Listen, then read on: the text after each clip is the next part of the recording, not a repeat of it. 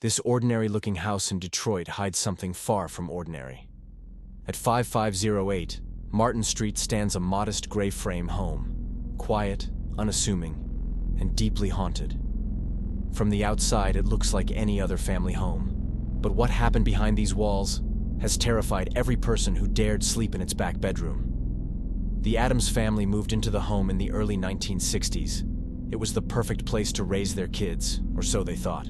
Everything seemed normal, except for one room, the small back bedroom. The kids wouldn't go near it. The dog barked at it constantly, but no one could explain why. Bill Addams, the father, worked night shifts at the Cadillac factory and slept during the day. He used that back bedroom to avoid waking the rest of the family. That's when the nightmares began. Bill described the dreams as too real, so terrifying, he'd wake up screaming. One dream stuck with him. He opened a door and a mutilated body fell out. But here's the strangest part. The nightmares only happened in that room. Anywhere else in the house, he slept peacefully. His wife Lillian thought maybe he needed therapy. But then, Bill's mother came to visit. She stayed in the back room her first night. The next morning she was pale, shaking. She said she heard noises, scratching, banging, and something trying to get out of the closet. She left the very next day and never came back. Still unsure if it was all in their heads, the Addams family invited a friend to stay, Shirley Patterson, a tough, logical man from the South. He didn't believe in ghosts. That made him the perfect test subject. They didn't tell him anything about the room. On his first night, Shirley felt someone turn him over in bed.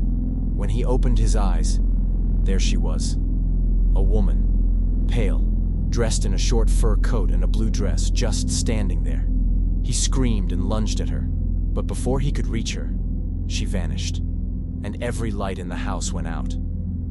Lillian met him in the kitchen, but before they could speak, a horrific, inhuman wailing filled the house. Then came the stench, rotting, foul, and finally, the trap door to the basement started slamming on its own. They grabbed the kids and fled the house. The police could find nothing, no explanation, no intruder, nothing. On October 28th, Bill Addams decided to face it himself. One last time. He lay in the bed, waiting. He thought Lillian had come into the room, until he looked over, and saw a face, not human, not alive, just inches from his. Twisted, disfigured, hissing through unmoving lips.